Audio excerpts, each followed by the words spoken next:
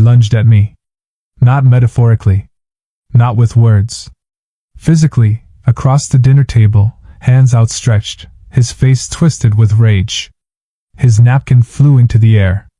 The wine glasses shook. For a second, I thought he might actually strike me. And all I said was, "No, Dad. I'm not paying for Tyler's wedding." I was always the quiet one. The one who color-coded notebooks in school, showed up 5 minutes early to everything, and asked permission before opening the fridge. Tyler, my younger brother, was the opposite. Loud, reckless, charming in that manipulative kind of way. He could smash a window, shrug, and somehow walk away with everyone's sympathy. He coasted on second chances, while I treaded water through expectations. Growing up, I used to think my dad was hard on both of us. I only realized the truth when I got older. He wasn't hard on Tyler. He just never held him accountable. If Tyler missed rent, someone paid it. If Tyler quit a job, it was to follow his passion. When Tyler got arrested at 22 for driving under the influence, my dad hired a lawyer so fast it made my head spin. "He's just lost," my dad had said, voice heavy with concern. "He needs support, not judgment." Meanwhile, when I turned down a job offer out of state to care for my sick mother, my dad called me weak and unambitious. So yeah, I stopped expecting fairness years ago. But even I didn't expect the audacity of what came next. It started with a phone call. I was in my apartment, working late on a presentation for a potential promotion. I almost didn't answer. Part of me wishes I hadn't. "Hey champ," my dad began. No hello, no warm-up. Just straight into it. "Got some exciting news. Tyler's getting married." I paused. Wow. Didn't even know he was dating someone seriously. Well, he wasn't. But when you know, right? He chuckled. "They want a beautiful spring wedding in Napa. Something unforgettable." "That's big," I replied cautiously. There was a pause on the other end of the line. "That's why we thought it'd be a great opportunity for you to step up. Cover the venue deposit. Call it your gift." I blinked. "Sorry, what?" "It's not that much. Around $27,000. You've always been the stable one. It just makes sense. It just makes sense. Like my money was community property. Like I was born to be a support system for a man-child who still hadn't moved out of our parents' house." "Dad," I said slowly, "I'm not paying for that." "That's ridiculous." He sighed. That long, disappointed sigh that somehow made you feel like a failure before the words even landed. "This is what family does. Tyler has dreams. He's finally settling down. Why can't you just help?" "Because I've helped enough," I replied. "And no one's ever helped me." Click. He hung up. 3 days later, I was summoned to dinner. Family gathering, my mom called it. The last time we had a family gathering was when they asked me to co-sign Tyler's third car loan. I said no then too. I walked in and immediately sensed the setup. Tyler was already seated, grinning like a politician. My mom wore that anxious smile she always used to bridge the cracks. My dad, he was trying to be jovial, which only made it more uncomfortable. We made small talk. Chicken. Wine. A weirdly long conversation about the weather. Then, as the plates were cleared, my dad leaned forward. "So, have you reconsidered?" I didn't answer right away. I looked around the table, at the people who were supposed to be my family. People who never once asked if I was okay, if I needed help. People who only showed up when there was something to take. "No," I said. Calm. Clear. My dad blinked. No, I'm not paying for a wedding I didn't plan, wasn't invited to help organize, and frankly, don't support. Tyler needs to grow up. This isn't my responsibility." The air changed. Gone was the smile. Gone was the fake civility. My dad's face hardened like stone. "You think you're better than us now?" he growled. "No," I said. Just tired of being treated like a piggy bank with no opinion. And that's when it happened. He stood up so fast his chair screeched back. His hands slammed on the table, shaking the wine glasses. My mom gasped. Tyler froze. And then, he came at me. I didn't flinch. He didn't reach me. But for one surreal second, I saw it in his eyes. He would have hurt me. Over a wedding. Over money.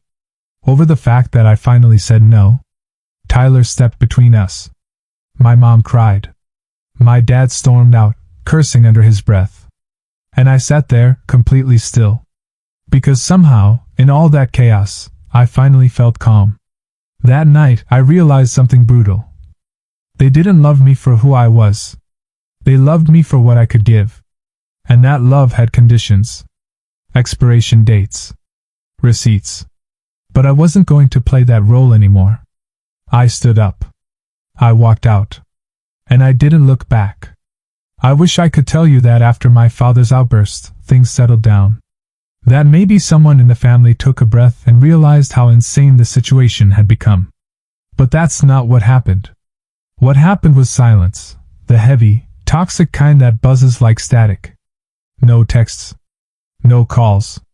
No. Hey, are you okay? Not from my dad. Not from my mom. Not even from Tyler. And yet, just when I started to think they might leave me alone, the second phase of their manipulation began.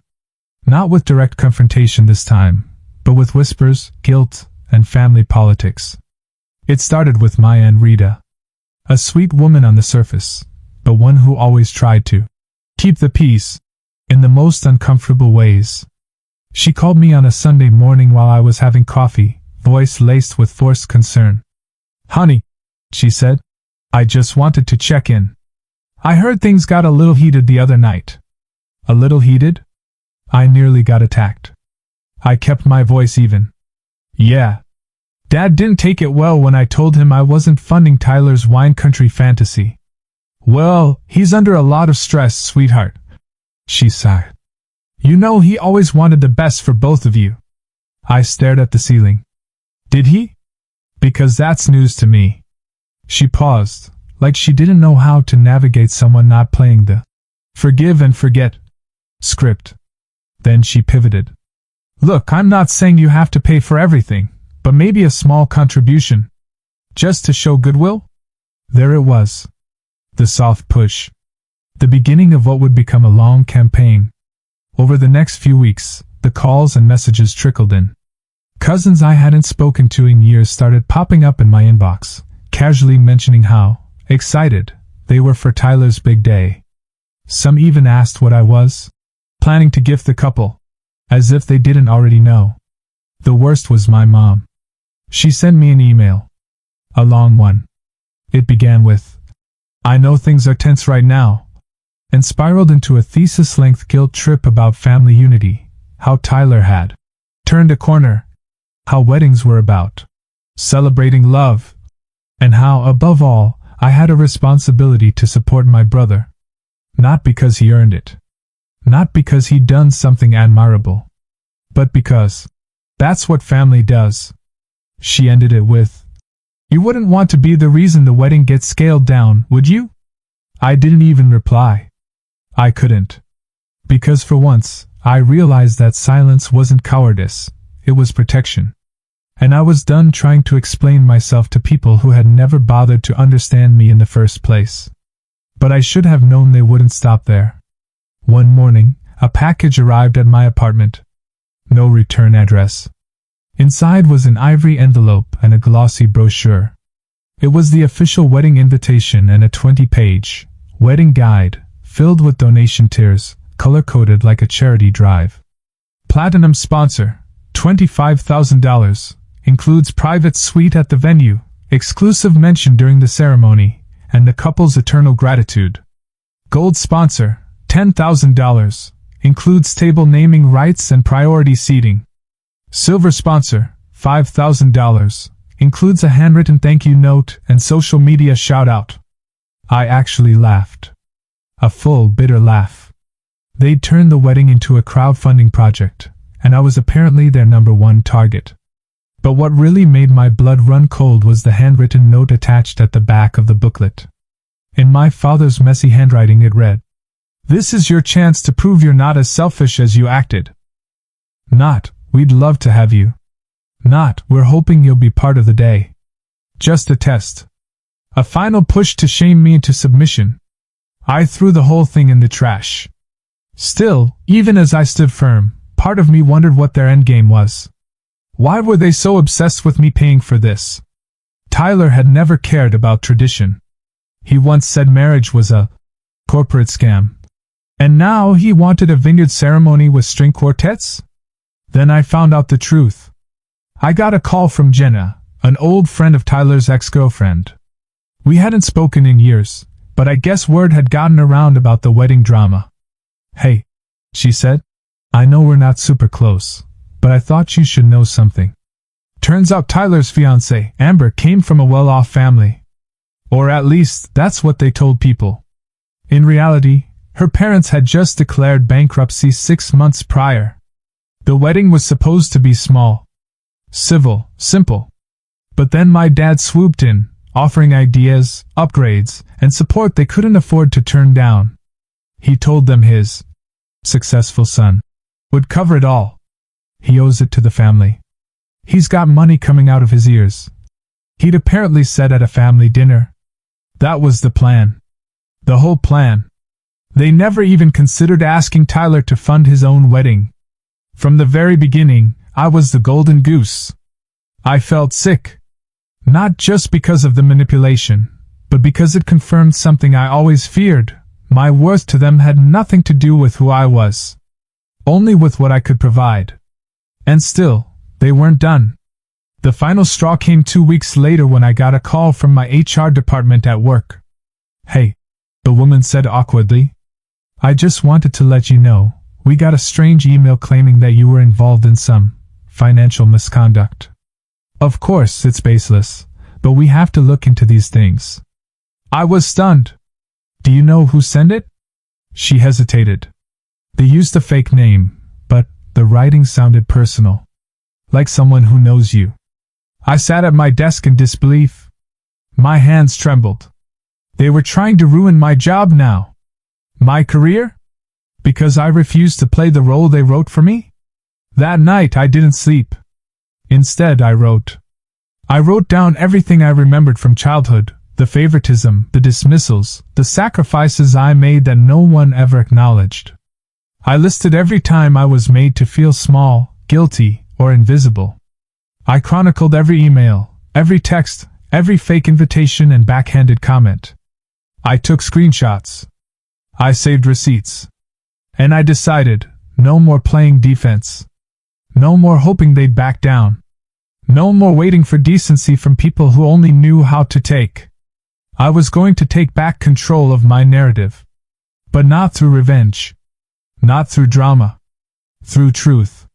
It was time to dismantle their fantasy, piece by piece. They wanted me to disappear. To quietly decline their request, accept the role of the bitter sibling, and fade into the backdrop while they played out their fantasy wedding built on delusion and borrowed money.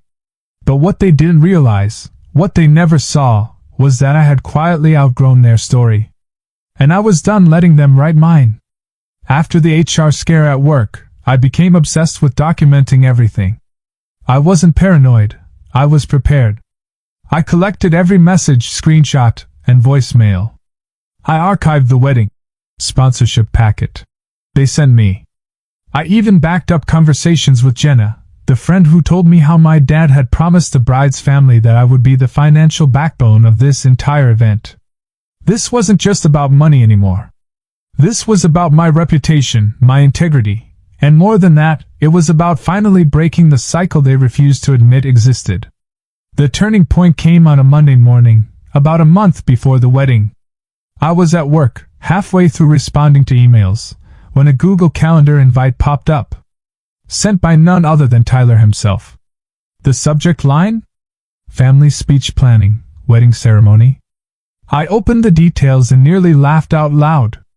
Apparently, my father and Tyler had decided it would mean a lot to the couple if I gave a speech at the reception. They hadn't asked? They hadn't even apologized for trying to nuke my career. But now, they wanted me to speak, to bless this absurd union in front of 150 guests. It was either a trap or a desperate attempt to make me look like I'd always been supportive. Either way, I accepted. And that acceptance was the beginning of my plan. I spent the next 3 weeks preparing. Not out of malice, but out of truth. Because while they were planning the most Instagrammable ceremony in wine country, I was planning to detonate the myth they had built around themselves, and around me. I didn't need revenge. I just needed clarity. And a microphone. The wedding day arrived in full cliché. The venue was absurdly luxurious, an overpriced vineyard in Napa with white roses draped from every archway, champagne fountains, and a live harpist playing as guests filed in. Waiters floated past with gold-rimmed trays. It was the kind of wedding that screamed money.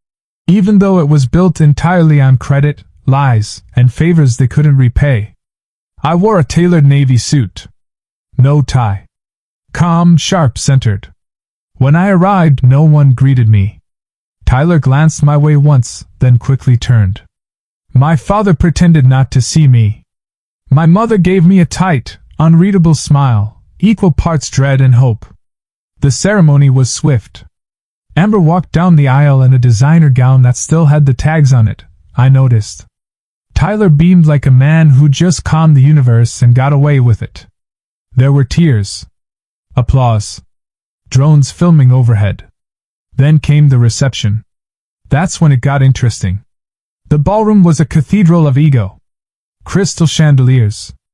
A 6-tier cake. Monogram napkins with their initials etched in gold.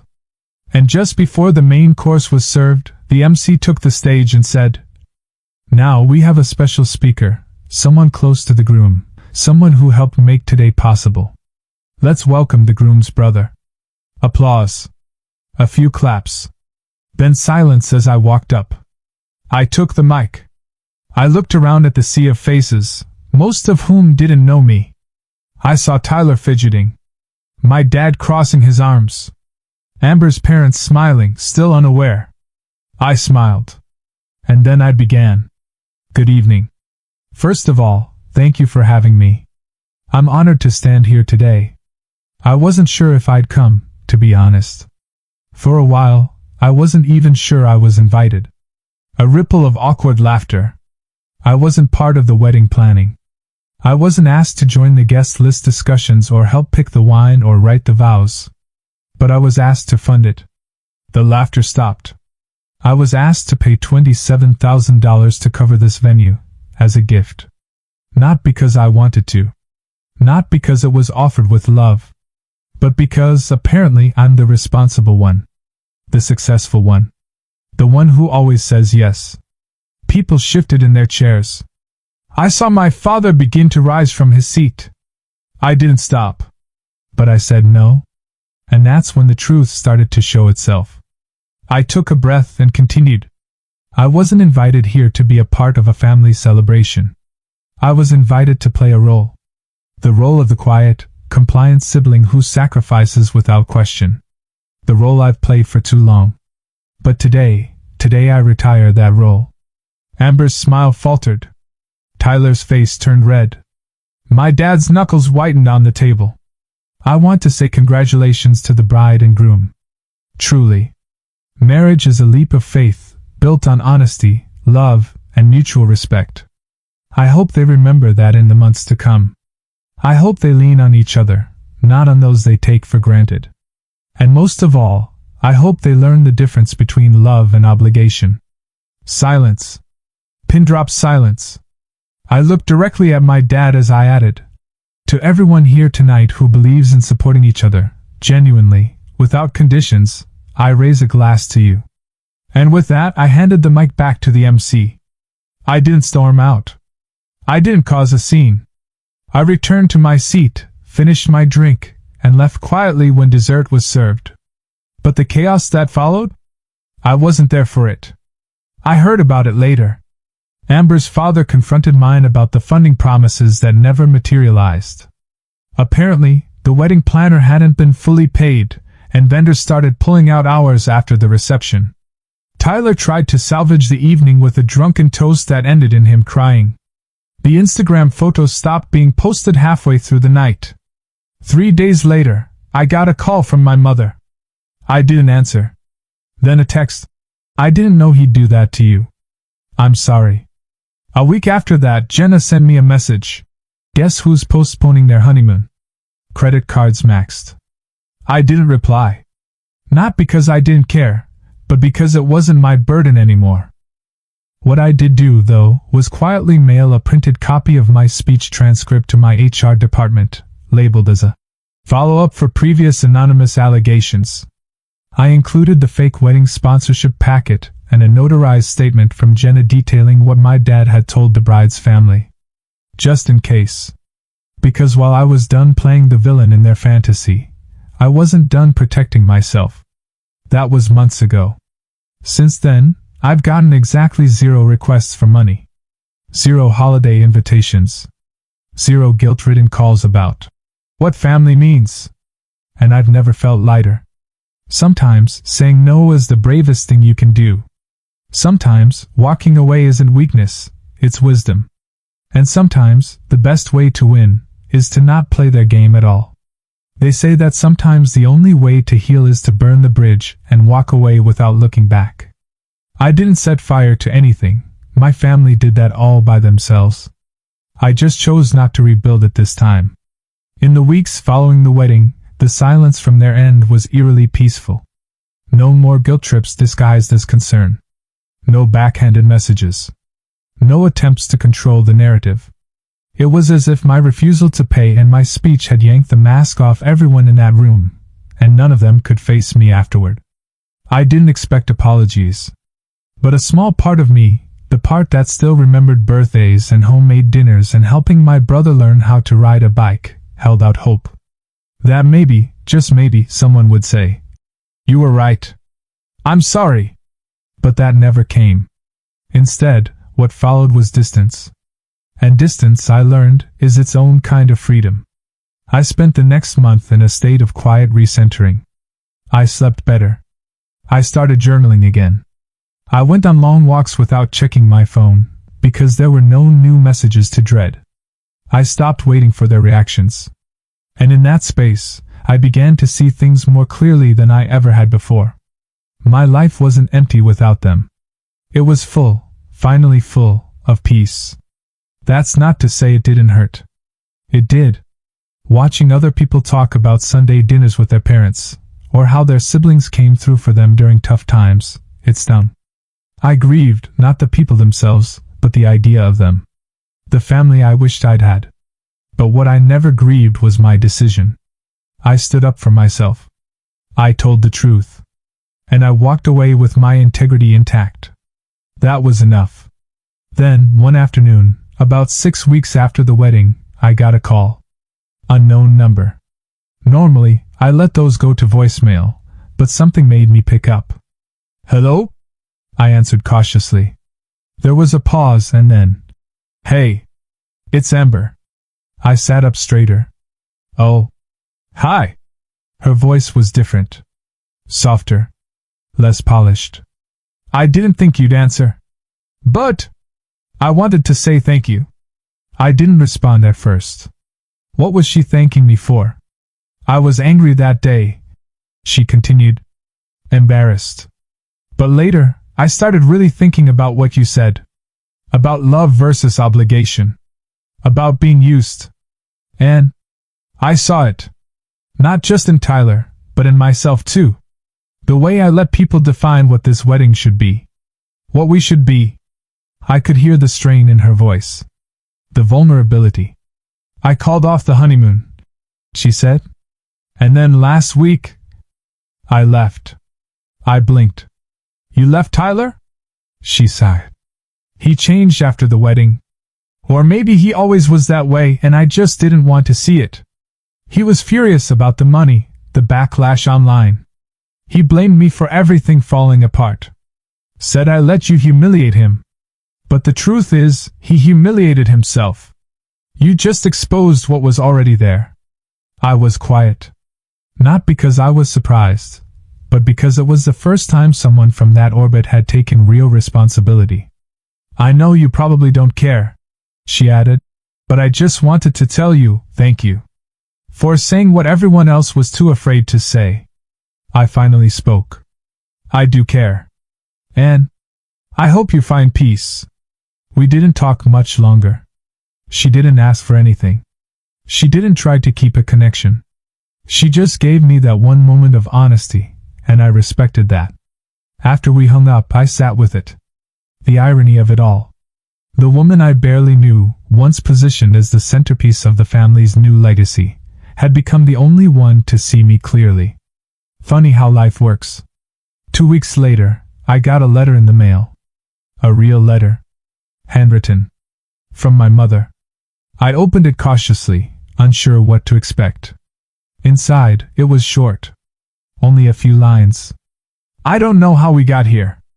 But I do know you didn't deserve what happened. I should have protected you, not pressured you. I hope, one day, you'll let me earn back your trust. I'm sorry." It wasn't enough. Not yet.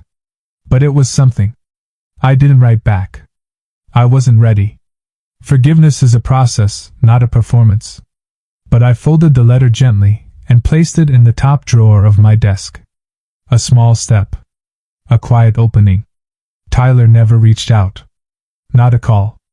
Not an email. Not even an angry voice note. I imagine he was too proud, or too consumed by his own narrative to face the reality that he'd lost more than a speech or a check. He'd lost the one person in the family who always showed up, even when it hurt. And maybe that was the real tragedy. Not that the wedding fell apart. Not that the lies were exposed. But that he never once tried to fix it, not with truth. Not with effort. Just blame. As for my dad, the last I heard, he tried convincing a few cousins that I had staged the whole thing to ruin Tyler's big day. But no one bought it. My speech had been recorded by several guests and quietly shared. And once people saw the footage, calm, clear, direct, they stopped asking questions. They started drawing their own conclusions. I didn't need to defend myself. The truth had already spoken. Months passed. Then a year. I moved into a new apartment, a little closer to work.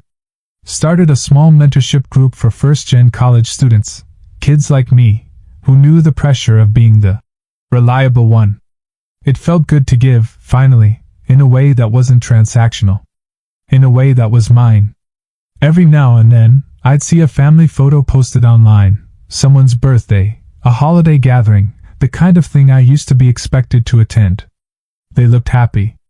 Or at least curated to look that way. And for the first time in my life, I didn't feel left out. I felt free. Because I wasn't excluded. I had chosen to remove myself. And that's a different kind of power. It took me years to understand that boundaries aren't walls, they're doors. And some doors need to stay closed for you to finally breathe. I don't hate my family. I'm just done performing for them. I don't need their applause. I don't need their guilt. I only need peace. And every day, I build more of it. So no, I didn't pay for Tyler's wedding. But I finally invested in something far more important, myself. And it was the best decision I ever made. There's a quiet kind of courage in saying no. It's not flashy. It doesn't come with applause or warm embraces. In fact, sometimes it comes with slammed doors, cold silences, or even accusations. But it's one of the most important words you'll ever learn to use, especially when it comes to the people closest to you. This story isn't just about a wedding. It's not even really about money. It's about boundaries. And the painful realization that sometimes the people you've spent your whole life trying to please will never see you as anything more than what you can provide. One of the hardest truths in adulthood is this: not all families are built on love. Some are built on expectations. On roles that are never questioned. The golden child. The responsible one. The disappointment. These labels get assigned early, and if you're not careful, you start to live by them without even realizing it. In my case, I was cast as the stable one, The problem solver. The quiet achiever who would always show up when things fell apart. It felt like love sometimes. Like respect. But eventually, I saw it for what it was, conditional acceptance. My value was transactional. I was useful, not cherished. And the moment I stepped outside that role, refused to bankroll someone else's fantasy, I was punished. This is what emotional manipulation often looks like. It's not always loud. It doesn't always scream. Sometimes it whispers through guilt. It arrives in the form of, "But we're family."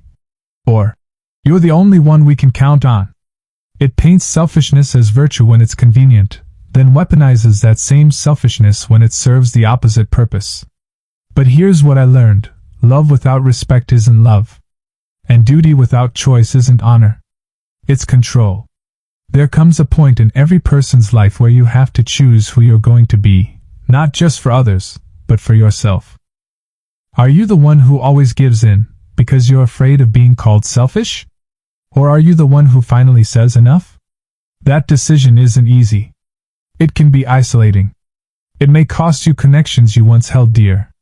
But the peace that follows is real. And in that space, you start to rediscover yourself, not as someone's support system, but as a whole, complex, and worthy human being. I also learned that speaking the truth doesn't make you cruel. It doesn't make you dramatic or vindictive. It makes you honest. And if honesty breaks a relationship, that relationship was already fragile. It just looks solid from the outside. Another hard-earned lesson: you don't owe people silence to keep their comfort. Especially not when they've tried to rewrite your life to fit their convenience. You have a right to your voice. To your story. To your side of the truth. But even after all the confrontation, the chaos, the severed ties, I didn't feel victorious. I felt free, yes. But I also felt the quiet ache of letting go. Because when you stop playing your assigned role in a dysfunctional system, you're not just walking away from others. You're walking away from the version of yourself that survived by making others happy. And that's a loss worth grieving. Still, I would choose it again. 1,000 times over. Because walking away gave me space to build something better. Relationships built on mutual care. Work that reflects my values. Time that belongs fully to me.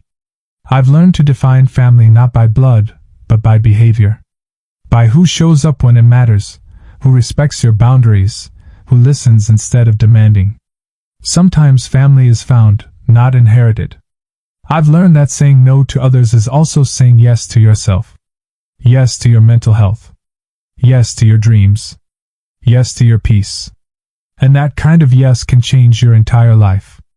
I've learned that people will tell stories about you. They'll twist your motives, question your loyalty, label you as cold or distant or difficult. Let them. The truth doesn't need their permission to exist. And your worth is not defined by how well you play a part that was never meant for you. Most of all, I've learned that healing isn't loud. It's not a declaration. It's small, quiet choices, made day after day. Like choosing not to respond to that manipulative text. Like deleting the number that only calls when they need something. Like taking a walk instead of replaying old arguments in your head. That's healing. That's reclaiming your life. If you're reading this and you've ever felt like the useful one, the one who gets leaned on but never truly seen, know that you're not alone. And more importantly, know that you don't have to stay in that role forever. You get to evolve. You get to demand reciprocity. You get to be loved, not used. And if walking away is what it takes, walk away. Because protecting your peace isn't betrayal. It's bravery.